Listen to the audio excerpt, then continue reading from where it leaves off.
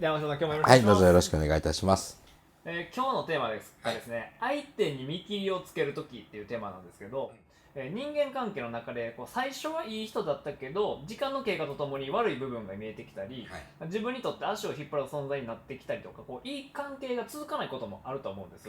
でそういう時に前向きな未来のために、一旦関係を終わらせるといいますか、関係を薄めて自分の作りたい未来のために時間を使おうという判断って、時にはあるのかなと思うんですけど、一旦相手との関係を終わらせる時とか、そういった状況の時に大切な考え方とか生き方ってありますか？縁切るっていうのはすごい大切やし、一旦離れて距離を置いてみるとかよく言いますけど、距離を置いてみることってすごい大切だとは思います。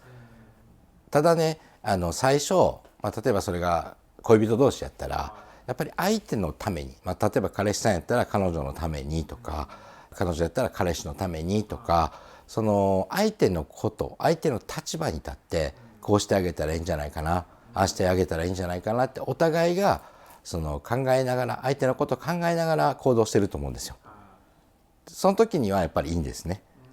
お互いがなんていうのかな、例えば好きだからまだ我慢できるよとか、この人のことも愛してるからちょっとね、こういうところはもう見えててもまだまだまだ聞き流せるよとかっていう、お互いにそういう気持ちがあるんですよ。ところが3年が節目ってよく言われますけど、だいたい人付き合いって3年経ってくると相手のことを思ってとかじゃなくって自分本位に変わってしまうんですよ。いわゆる自己中ってやつですけど、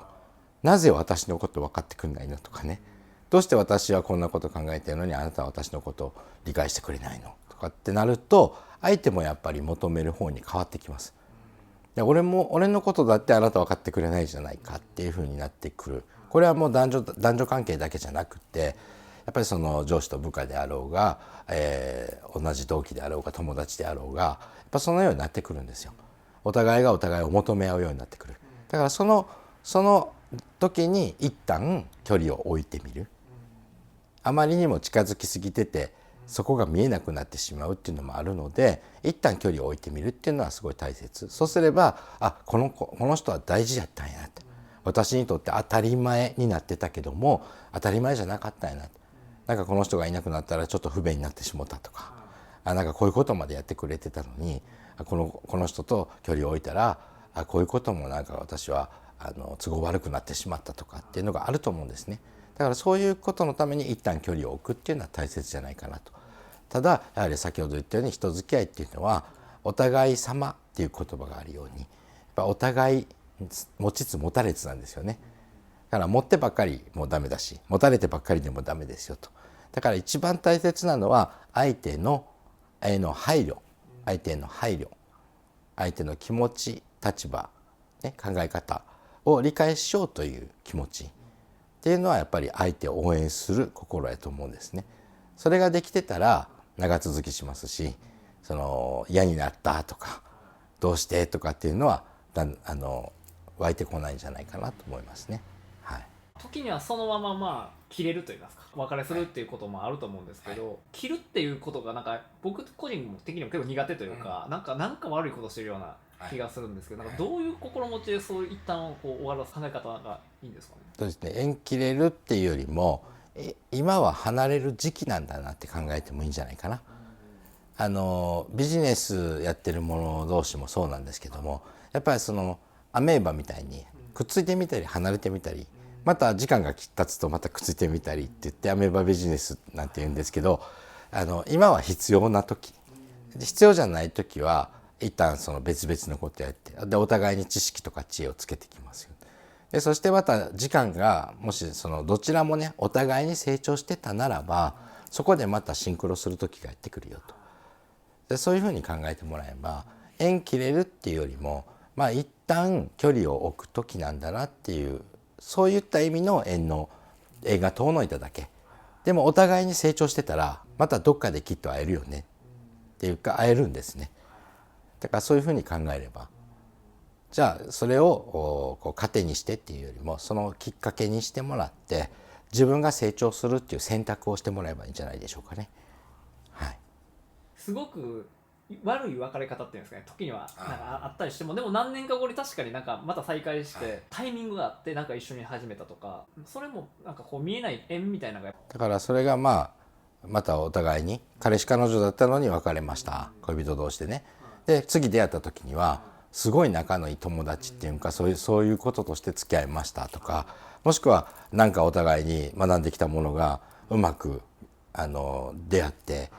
ね、その時は恋人同士だったけどこれからビジネスパートナーとして生きれますよって時もあるでしょうし、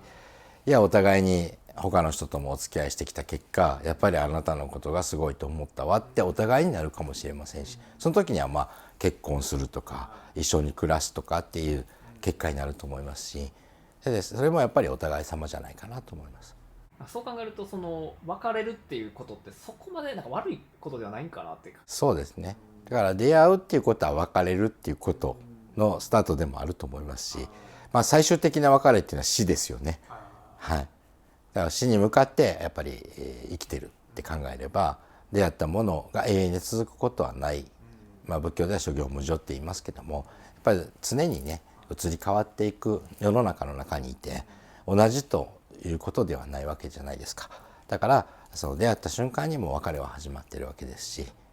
でも別れた瞬間にまた出会いっていうものも始まってるんじゃないかなと。新たな出会い、その新たがお互いその縁切れた人でまた結びつく場合もあれば、全然また別の人と出会う可能性もありますし、またそれが時間を置いてまたいつかねお互いに成長してればシンクロする時もやってくるんじゃないかなと思います。はい、そう考えるとカップルとかでも別れてすごい辛いとか、そういう感情にもなったりすると思うんですけど、お互いやっぱり何かが足りなかったと。だからあいつのせいでとか俺のせいでとかお前のせいでとかっていう必要はないんじゃないかな。やっぱお互いが離れるタイミング、何か足りなかった、お互いが何か足りなかった、だからお互い様ありがとうって言えるぐらいの、憎しみ合いではなくってね、お互いにやっぱ学んだことがあったんだよっていう感謝の気持ちっていうのを持てるような生き方ができると、また素敵な出会いご縁がやってくるんじゃないかなと思います。はい、はい、ありがとうございます。ありがとうございます。You leave me notes before you leave, and lipstick on the bathroom mirror. The way you love could part the sea. I'm thankful that you want me, dear. Do you think about how these paths all lead us to somewhere? Do you think about traveling and growing old? A couple of kids when I was holding your hair back. Now we got our own future, our own stretch of road. 皆さん動画をご視聴いただきありがとうございます。オンラインサロンご祈祷の予約、各種イベント等 YouTube の概要欄の方に貼ってございます。詳しくはねそちらをご覧ください。皆さんとまたお会いできる時を楽しみにしております。ありがとうございました。